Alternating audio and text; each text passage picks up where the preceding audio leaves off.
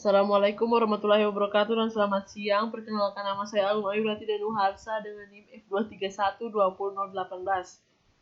Kali ini saya akan menjelaskan tentang materi perkuliahan perumahan permukiman dengan judul materi karakteristik permukiman transmigrasi.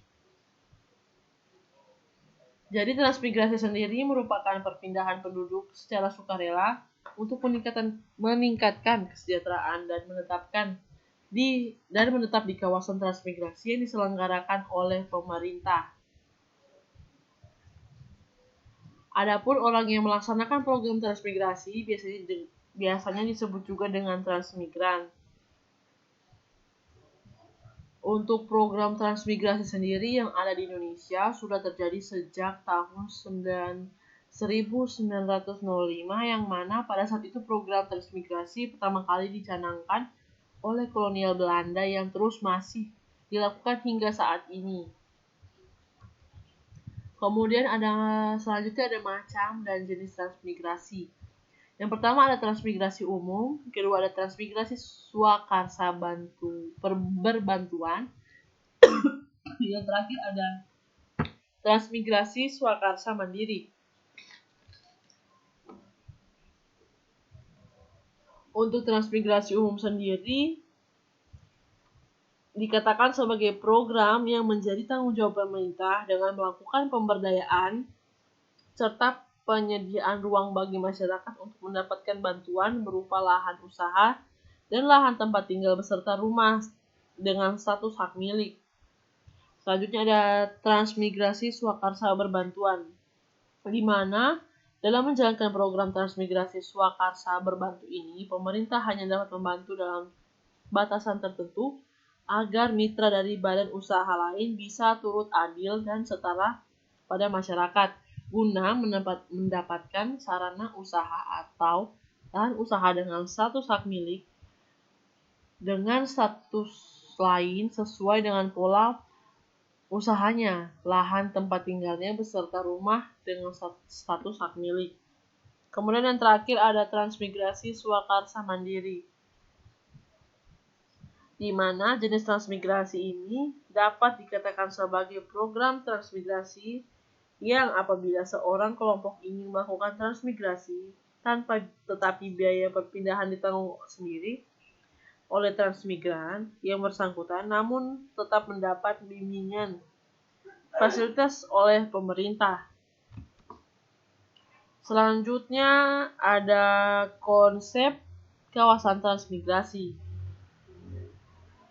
yang dimana konsep kawasan transmigrasi yaitu pembangunan transmigrasi yang dilaksanakan berbasis kawasan yang memiliki keterkaitan fungsional, pusat pertumbuhan dalam satu kesatuan sistem pengembangan ekonomi wilayah, yang mana konsep kawasan transmigrasi sendiri biasanya berintegrasi pada pembangunan kawasan pedesaan yang masih memiliki potensi lahan dan sumber daya alam sebagai pengembangan ekonomi lokal dalam rangka meningkatkan daya saing daerah.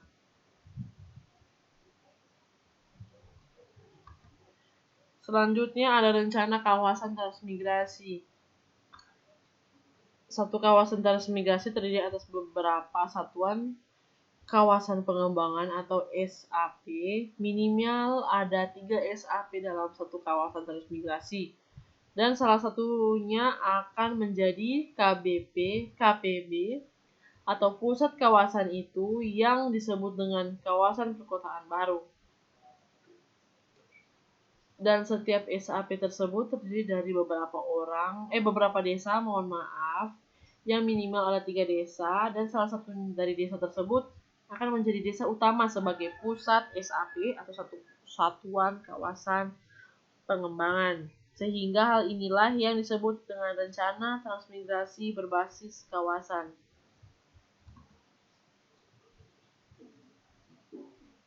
Selanjutnya ada kedudukan rencana kawasan transmigrasi dalam sistem RT-RWN, RT-RWP, dan RT-RWK. Untuk bagiannya bisa kita lihat di sini. Ada rencana pembangunan, ada rencana umum, dan ada rencana rinci, yang dimana RPJP nasional, selanjutnya ada RT-RW nasional, ada juga ke RT RW pulau. Lalu ada ke RPJMD nasional. Selanjutnya RPJP Pro melalui RPJP Pro. Selanjutnya ke RPJM provinsi, lalu ke RT RW provinsi dan juga ke RT RW kawasan strategis. Terakhir ada RPJP kabupaten kota, yang dimana selanjutnya ke RPJM kabupaten kota, lalu ke RT RW kabupaten dan RT RW kota. Lalu RDTR kabupaten, RTR kawasan strategis kabupaten, dan juga RTR kawasan kota. Selanjutnya ini ada gambaran mengenai kawasan budidaya. Ada RT RWN, RT RWP, RT RKSN, RT RKSP, RT RKSK, dan terakhir RTWK, RT RWK.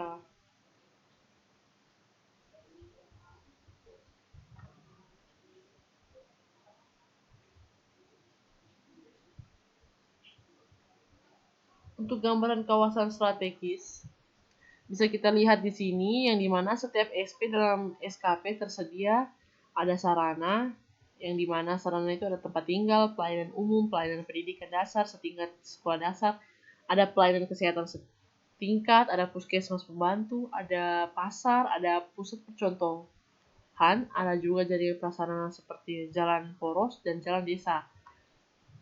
Lalu kita bisa lihat yang warna biru ini. Di setiap SP sebagai pusat SKP tersedia ada sarana. Hampir sama, ada sarana tempat tinggal, pelayanan umum, pelayanan pendidikan dasar setingkat SD dan SMP, pelayanan kesehatan setingkat puskesmas, ada pasar harian, ada pusat percontohan, yang keduanya ada jaringan prasarana seperti jalan poros dan jalan penghubung. Lalu kita berpindah ke bagian warna kuning, di mana setiap KPB tersedia sarana seperti yang pertama ada sarana itu. Sarana itu ada pelayanan pendidikan sekurang-kurangnya tingkat menengah, lalu ada pelayanan kesehatan, setiap puskesmas, rawat inap, ada terminal, ada juga pusat kegiatan industri. Kedua ada jaringan prasarana, yang dimana jaringan prasarana ini ada jaringan penghubung, jaringan utama atau kolektor sekunder, kemudian ada jalan poros utama, ada lokal sekunder, ada dermaga, ada jalan lingkungan sekunder kota, yang terakhir ada jalan lingkar luar KPB. Kemudian untuk yang warna merah sendiri, setiap SP sebagai pusat KPB tersedia sarana prasarana, tempat tinggal, pelayanan umum, pusat kegiatan perdagangan jasa, dan terakhir ada jaringan prasarana SP sebagai pusat KPB. Dan terakhir ada warna biru tua, yang dimana setiap SP dalam KPB tersedia sarana dan prasarana, yang dimana ada tempat tinggal, pelayanan pendidikan dasar, pelayanan umum, jaringan prasarana SP di dalam KPU. Lalu ada bentuk dan fungsi permukiman dalam kawasan transmigrasi. Bisa kita lihat di sini ada SP baru, ada SP pugar, dan ada SP tempatan. Yang dimana SP dalam SKP itu sistem produksi pertanian dan pengelolaan SDA. Lalu ada SP pusat SKP, yang dimana itu sebagai pusat pelayanan skala SKP. Ada SP dalam KPB, yang mana sistem industri perdagangan dan jasa. Terakhir ada SP pusat KPB, pusat pelayanan kawasan. Bisa kita lihat sini permukiman sendiri. Permukiman transmigrasi adalah salah satu kesatuan permukiman atau bagian dari satuan permukiman yang diperuntukkan bagi tempat tinggal dan tempat usaha transmigran. Lanjut, di sini kita lihat ada transmigrasi. Kita lihat sini ada ilustrasi penataan persebaran penduduk di KWS. Transmigrasi dalam kurung lingkup SKP. Di mana sini ada SP2, SP4. Kemudian ada Existing, Kim existing, bagian kiri. Lanjut, kawasan transmigrasi yang akan diwujudkan. Bisa kita lihat di sini ada beberapa SKP yang dipusatkan oleh KPB. Selanjutnya ada ilustrasi pembangunan dan pengembangan kawasan transmigrasi. Zona kawasan sebagai pertumbuhan yang disiapkan oleh KPB dengan struktur pola pemanfaatan ruang itu untuk permukiman, perdagangan, industri, dan konservasi. Bisa kita lihat sini untuk zona kawasan pedesaan sebagai sistem produksi pertanian dan pengolahan SDA yang terstruktur dan pola pemanfaatan ruang yang untuk permukiman, untuk lahan usaha, untuk lahan investasi, dan lain-lain. Untuk KPB sendiri, wilayah pedesaan yang dikembangkan menjadi pusat pelayanan kawasan dan pusat kegiatan lokal atau kecamatan, kota kecamatan, atau embrio kota kecil. Ini sekitar sini gambar menunjuk wilayah A yang dimana kota kecil atau kota menengah, yang dimana itu fokus pengembangan kepada peningkatan jasa seperti pemasaran, distribusi, dan juga keuangan secara industri pengolahan tersier.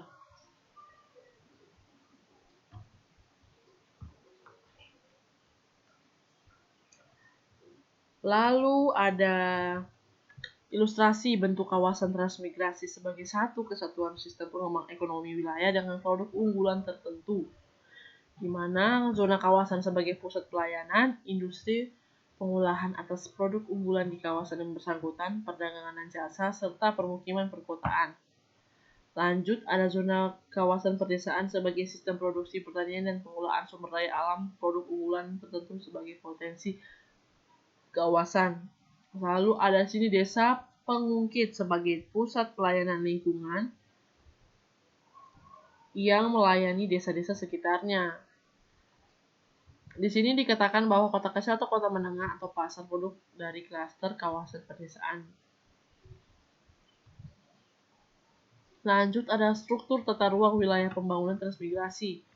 Berikut ada pasal-pasal yang mencakup dalam wilayah struktur tata ruang tersebut.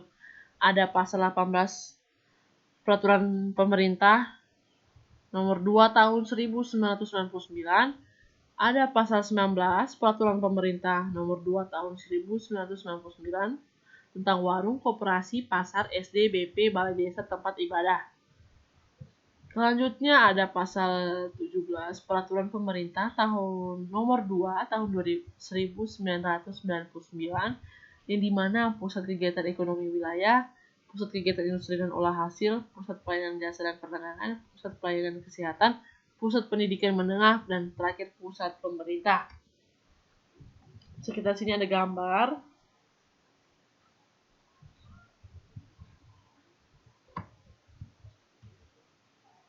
Selanjutnya ini ada kawasan transmigrasi yang baru dibuka di Desa Tinauka di Kecamatan Rio, Pakava, Kabupaten Donggala.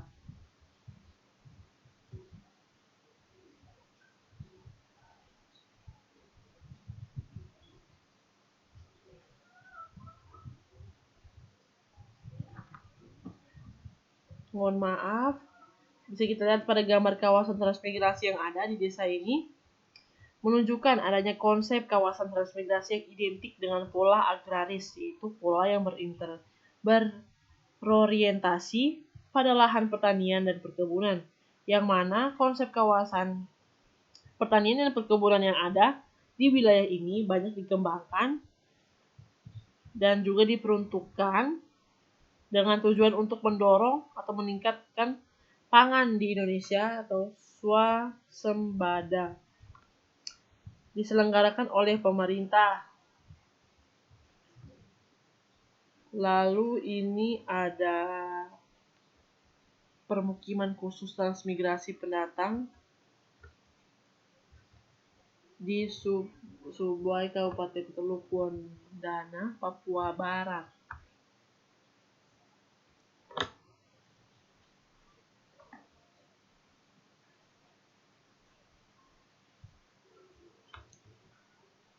Bisa kita lihat sini polanya, pola permukimannya, kawasannya. Lalu di sini ada suasana rumah transmigrasi di Keladen, Kabupaten Pasir, Kalimantan Timur. Yang dimana suasana alam perumahan transmigrasi yang ada pada gambar ini terlihat masih sangat asri dan lokasinya memiliki potensi lahan subur karena menunjukkan wilayah hutan yang baru dibuka sehingga memiliki potensi lahan untuk dapat dikembangkan sebagai area permukiman transmigrasi. Sekitar sini ada rumah transmigrasi di Salaunda Deang, Kabupaten Mamuju Tengah, Sulawesi Barat. Kondisi alamnya sangat indah. Bisa di sini rumah-rumahnya, rumah transmigrasinya sederhana. Potensinya sini sangat tinggi untuk bagian pertanian dan perkebunan karena tanahnya sendiri sangat tanah merah, tanah subur ini. Lalu selanjutnya ada suasana perumahan pada suatu permukiman baru di Sepunggur, Kecamatan Tanjung Palas Tengah, Kabupaten Bulungan, Kalimantan Utara. Sekitar di sini perbatasan untuk menuju ke bagian kawasan permukiman barunya ini melewati tanggul atau sungai kecil, bisa dibilang seperti itu. Jadi masyarakat melalui jembatan kecil ini untuk masuk ke dalam rumah. Menurut saya ini kurang efektif karena resiko kebencanaannya sangat tinggi. Lalu untuk suasana permukimannya masih sangat di tengah-tengah hutan belukar di bekas perkebunan. Jadi, jika melihat pada gambar yang tadi, maka kita dapat langsung mendeskripsikan bahwa wilayah atau daerah ini diperuntukkan sebagai lokasi transmigrasi rata-rata kondisinya belum terkelola dengan baik dan maksimal dikarenakan masih kurangnya SDM yang memadai di wilayah tersebut. Namun demikian, wilayah atau daerah yang dengan peruntukan kawasan transmigrasi rata-rata didominasi oleh kawasan dengan lahan yang subur-subur dan kaya akan potensi sumber daya alam.